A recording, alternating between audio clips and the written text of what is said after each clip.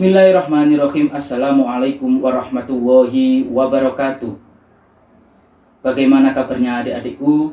Semoga kalian semua diberikan Allah Subhanahu wa Ta'ala berupa nikmat kesehatan. Hari ini adalah pertemuan keempat kita. Kita masih melaksanakan proses pembelajaran jarak jauh.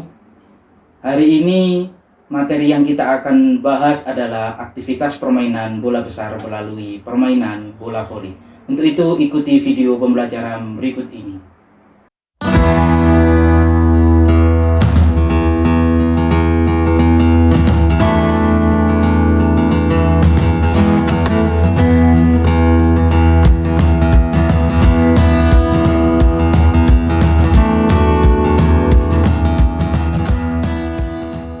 Nah, baiklah adik-adikku, hari ini adalah pertemuan keempat kita. Kita masih melaksanakan proses pembelajaran jarak jauh. Untuk itu kalian bisa stop videonya terlebih dahulu dan kalian mulai pembelajaran ini dengan awali berdoa. Setelah kalian berdoa, kalian siapkan peralatan tulis dan juga buku panduan, buku pedoman yang telah disediakan oleh MTS Negeri 2 Lamongan yang telah diberikan oleh perpustakaan, dan juga kalian bisa melihatnya buku di e-learning madrasah. Kalian juga bisa membukanya di bahan ajar sudah saya siapkan di kelas online kalian masing-masing. Tinggal kalian melihat e-book yang ada di bahan ajar. Kalian catat poin-poin penting ketika dalam proses pembelajaran ini. Adik-adikku, hari ini kita akan membahas mengenai tentang aktivitas pembelajaran permainan bola besar melalui permainan bola voli. Nah, jika kalian merasa terlalu cepat pembelajaran ini, kalian juga bisa stop videonya agar proses pembelajaran ini berjalan dengan lancar. Kita akan mulai. Tujuan pembelajaran hari ini yaitu yang pertama mengenai tentang gerak spesifik permainan bola voli. Perlu kita ketahui bahwa sangatlah penting sekali menguasai berbagai gerak spesifik dalam permainan bola voli. Untuk apa? Yaitu menampilkan permainan yang berkualitas tentunya. Tanpa penguasaan gerak spesifik yang baik, tentu pemain bola voli tidak akan mungkin dapat melakukan passing ataupun smash dengan baik pula, begitupun sebaliknya. Tujuan yang kedua yaitu mengenai tentang potensi fisik.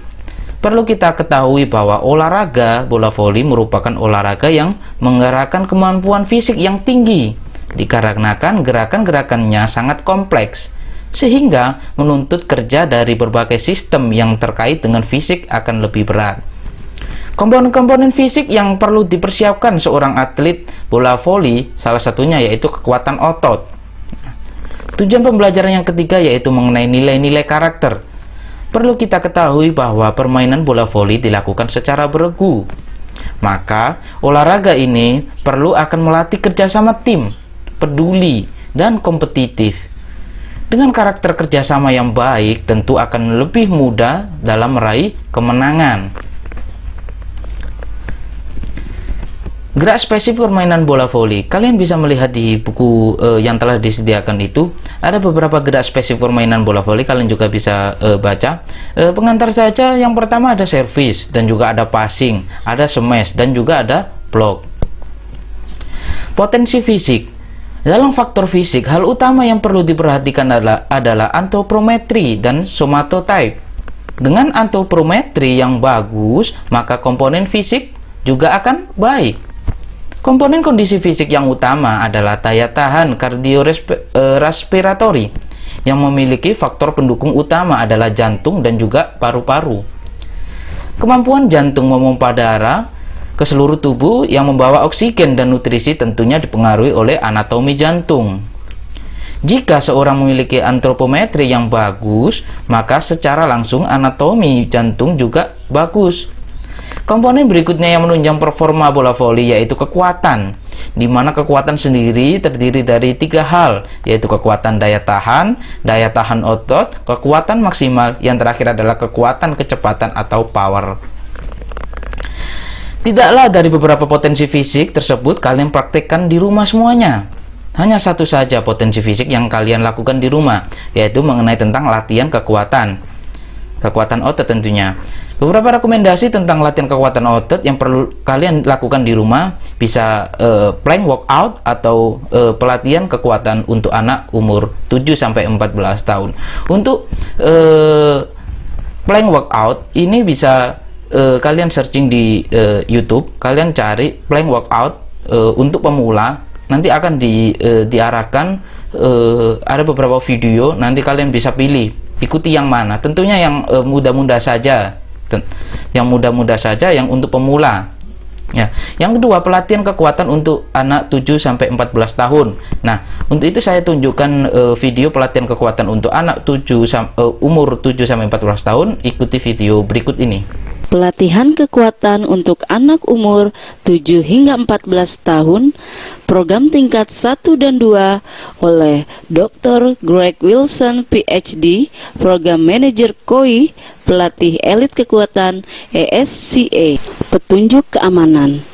Petunjuk keamanan termasuk memastikan anak: 1. Melakukan latihan secara benar. 2. Latihan pemanasan yang cukup. 3. Mengikuti petunjuk yang diberikan secara hati-hati. 4. Tidak bertindak sembrono. 5.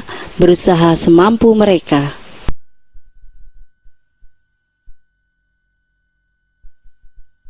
Program tingkat 1. Program tingkat 1 ditujukan untuk anak berumur 7-10 tahun atau anak lebih tua yang baru memulai latihan kekuatan dan kondisi. Tujuan latihan ini untuk membuat anak terbiasa dengan latihan tetap, mengembangkan kemampuan dasar berolahraga seperti kekuatan, daya tahan otot dan jantung, koordinasi dan fleksibilitas dalam lingkungan yang aman, santai, dan menyenangkan.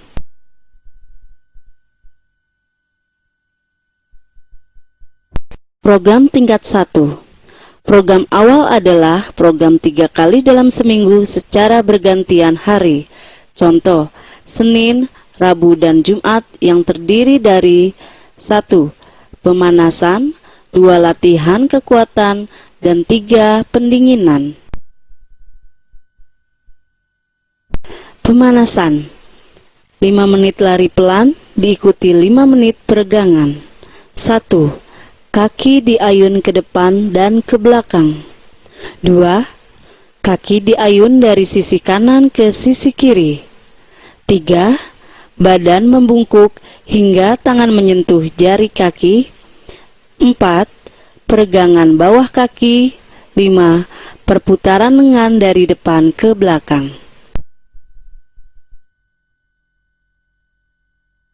Pemanasan.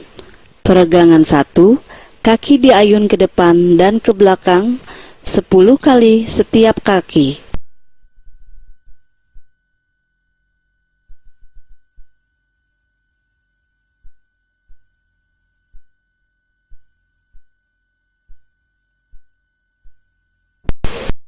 Peregangan 2. Kaki diayun dari sisi kanan ke kiri 10 kali setiap kaki.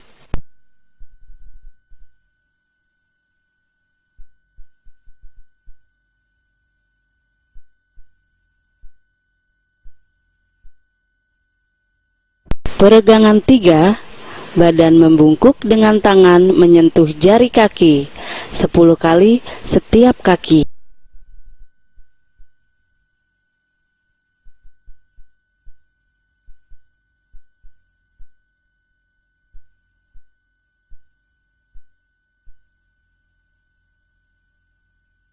Peregangan 4.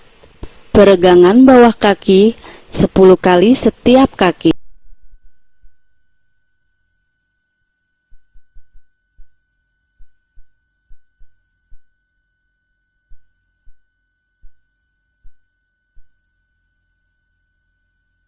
Peregangan 5. Perputaran lengan dari depan dan belakang 10 kali setiap arah.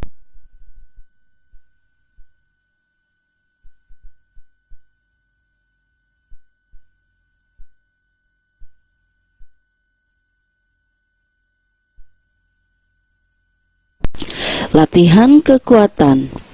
8 latihan kekuatan dilakukan 1 atau 2 kali masing-masing selama 20 hingga 60 detik. Kemajuan dalam bagan selanjutnya. Latihan 1. Melangkah ke atas bangku setinggi 30 cm atau anak tangga selama 20-60 detik. Setiap kaki lakukan 1-2 kali.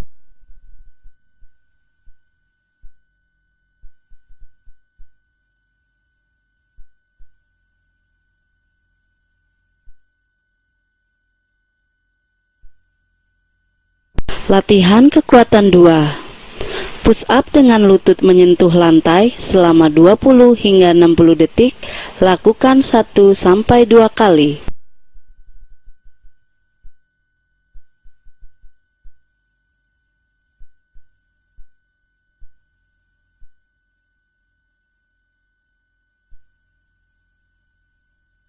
Latihan kekuatan 3.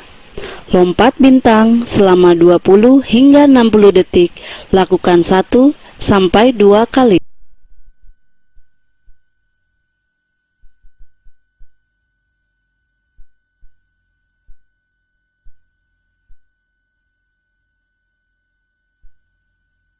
Latihan kekuatan 4. Peregangan bagian perut selama 20 hingga 60 detik, 1-2 kali.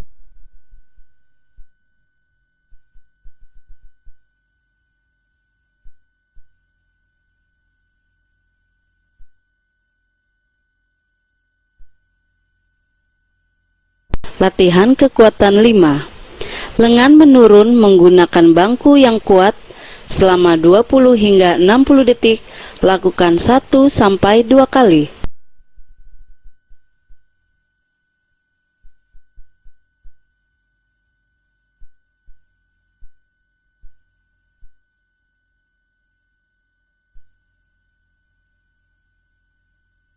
Latihan kekuatan 6. Merapat ke dinding dengan posisi duduk, kaki 90 derajat selama 20 hingga 60 detik, lakukan 1-2 kali.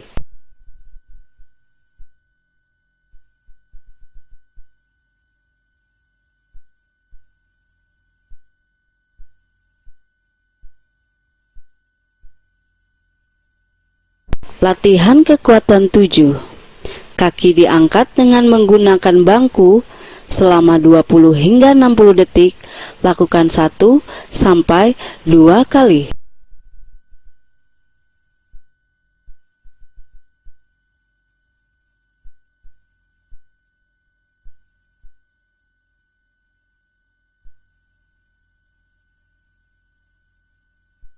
Latihan kekuatan 8. Menahan badan depan dengan lutut menyentuh lantai selama 20 hingga 60 detik, lakukan 1-2 kali.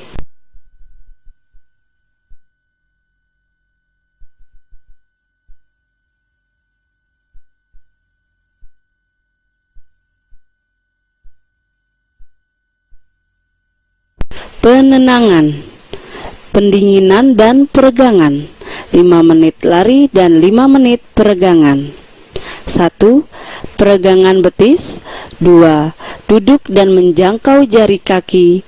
3. Lutut menyentuh dada. 4. Lengan di belakang kepala. 5. Peregangan bahu depan. Peregangan pendinginan 1. Peregangan betis selama 20 hingga 30 detik setiap kaki.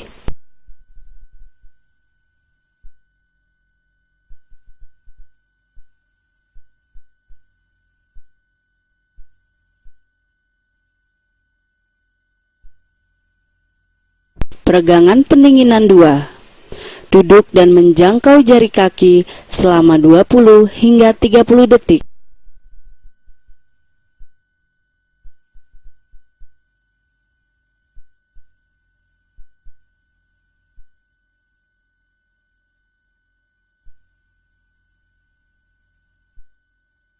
Peregangan pendinginan 3. Lutut menyentuh dada.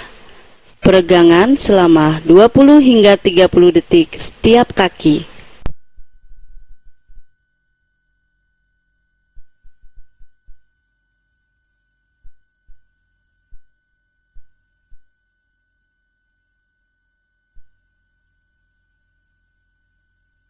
Peregangan pendinginan 4. Lengan di belakang kepala. Peregangan selama 20 hingga 30 detik setiap tangan.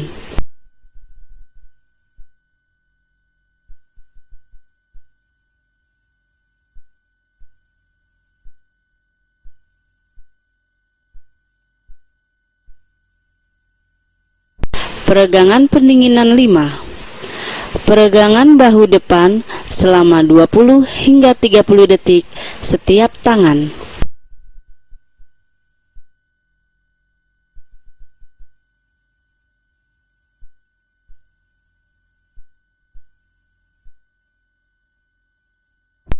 Kemajuan. Kemajuan latihan kekuatan. Minggu pertama hingga kedua, 20 detik untuk 1 kali pengulangan setiap latihan. Minggu ketiga hingga 4, 30 detik untuk 1 kali setiap latihan.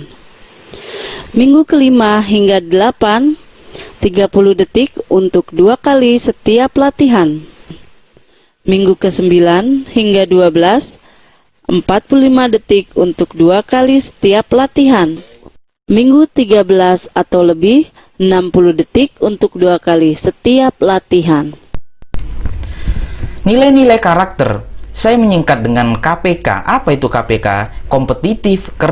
Kompetitif, peduli, kerjasama. Saya menyingkatnya dengan kata KPK, yaitu beberapa nilai karakter yang ada dalam permainan bola voli itu tentunya. Yang pertama, nilai karakter kompetitif. Bagaimana cara mengintegrasikan permainan karakter kompetitif itu dalam permainan bola voli? Tentunya dalam permainan regu ada yang menang dan juga ada yang kalah. Kalau kita kalah, maka kita juga harus memberikan apresiasi kepada lawan kita atau tim kita untuk memberikan selamat kepada yang menang dan sampai bertemu di pertandingan selanjutnya. Nah, seperti itu. Ataupun sebaliknya, kita yang menang, kita juga akan memberikan ucapan kepada tim kita ataupun lawan kita, semangat untuk berlatih atau apapun sebagainya. Yang penting secara baik dan sopan. Nah, ketika kita terbiasa mengintegrasikan kompetitif itu, nilai karakter kompetitif itu, implementasi ke depan apa untuk kehidupan kita? Yang pertama, memiliki sifat bersaing secara baik, sehat, sopan, adil, dan tanpa melakukan kecurangan. Yang kedua, yaitu sifat yang unggul dalam hal apapun. Yang ketiga, yaitu semangat dalam menjalankan aktivitas. Dan yang keempat adalah penasaran dan mencari tahu apa penyebabnya. Nilai karakter yang kedua yaitu peduli. Namanya permainan tim. Sebagai contoh, kita mengintegrasikan nilai karakter peduli dalam permainan bola voli. Kalau teman kita ketika passing error, maka kita akan membantunya. Kita memberikan semangat. Kalau itu passing sudah error dan bola out, kita bangkitkan semangat kita, kita tolong, semangat, kita akan fokus lagi. Nah, seperti itu. Ketika teman kita cedera juga begitu, kita tolong dan kita berikan semangat. Dan ketika terbiasa mengintegrasikan nilai-nilai peduli seperti itu, maka implementasi dalam kehidupan kita memiliki sifat menaruh empati yang baik. Tentunya sifat pemaaf dan juga mendahulukan kepentingan yang lebih besar. Karakter yang ketiga yaitu nilai kerjasama.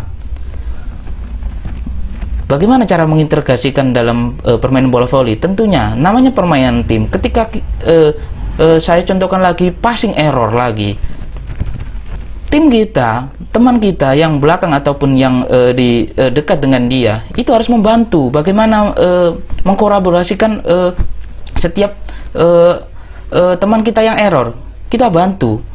Kita harus kerjasama yang bagus. Seperti itu. Dan implementasi ke depan apa? Implementasi dalam kehidupan kita yaitu memiliki sikap gotong royong dalam kehidupannya. Yang kedua yaitu selalu mengutamakan kebersamaan dalam setiap kegiatan dalam kehidupannya. Nah, adik-adik, tugas hari ini adalah silakan memilih bentuk latihan untuk meningkatkan potensi fisik kekuatan otot. Contohnya, meningkatkan potensi fisik kekuatan otot melalui latihan yang pertama, plank workout bisa. Yang kedua, pelatihan kekuatan untuk anak umur 7-14 tahun, level 1 sesuai instruksi video di atas. Pilihlah beberapa bentuk latihan kekuatan saja. Ya, pilih yang nomor 1 atau plank workout atau pelatihan kekuatan umur 7-14 tahun. Lakukan praktikan di rumah masing-masing pada hari Senin, Rabu, dan Jumat. Pilih salah satu bentuk latihan 1 atau 2, plank workout atau pelatihan kekuatan untuk anak umur 7-14 tahun. Dengan total durasinya waktu latihan minimal 15 menit dan maksimal 60 menit. Misalnya hari Senin kita latihan 15 menit, tingkatkan lagi hari Rabu 20 menit, dan tingkatkan lagi hari Jumat yaitu 40 menit, atau naik 5 menit aja 25 menit. Seperti itu. Jadi kalau bisa harus naik ya latihan durasinya. Tapi batas maksimal latihan harus 60 menit, batas maksimal, tidak boleh lebih. Kalian juga boleh berinovasi melakukan aktivitas fisik atau berolahraga yang lain seperti halnya jogging ataupun bersepeda yang kita sebut dengan goes. Nggak apa-apa, boleh saja berinovasi memilih aktivitas yang lain. Lakukan 1 minggu itu 3 kali tetap ya, hari Senin, Rabu, dan juga Jumat.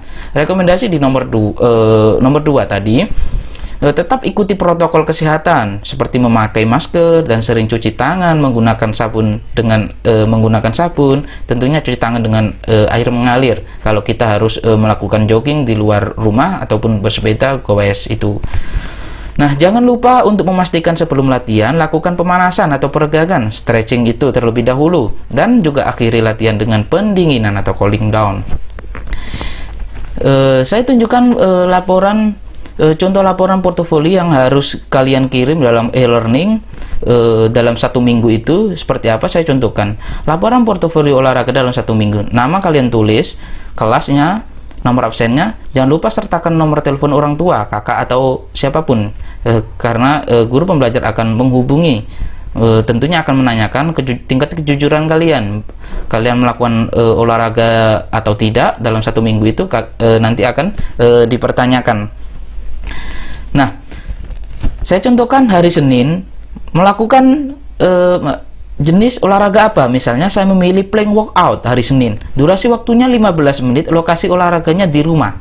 Hari Rabu, jenis olahraganya apa? Saya memilih goes, bersepeda, durasi olahraganya 40 menit. Misalnya lokasi olahraganya di mana, di desa apa gitu, nanti start mulai dari desa apa sampai finish finish di desa mana gitu, nanti kalian kasih keterangan ya. Lalu durasi hari Jumat jenis olahraganya apa? Milih latihan plank latihan kekuatan untuk anak usia 7-14 tahun misalnya tadi, sesuai dengan instruksi video. Nah, durasi olahraganya apa? Durasi latihannya berapa menit? Bisa 20 menit dan lain sebagainya. Lokasi olahraganya di mana? Di rumah tentunya. Nah, kirimkan bukti laporan bentuk portofolio berolahraga dalam 1 minggu mulai dari Senin, Rabu, Jumat. Bisa ditulis di buku tulis atau kertas sejenisnya. Lalu fotolah hasil tersebut lalu kirimkan ke aplikasi e-learning Madrasah MTSN 2 Lamongan pada kelas online masing-masing pada penilaian keterampilan K4. Batas pengumpulan dan pelaporan portofolio adalah 1 minggu terhitung dari sesuai jadwal jam pembelajaran tiap kelas masing-masing. Kalian tidak harus hari Senin, Rabu, dan Jumat. Kalian boleh mengganti hari sesuai individu. Yang penting dalam 1 minggu itu 3 kali olahraga atau latihan fisik. Seperti itu. Nah, adik-adik, cukup sekian pembelajaran jarak jauh hari ini. Sampai ketemu di pembelajaran berikutnya. Saya akhiri. Wassalamualaikum warahmatullahi wabarakatuh.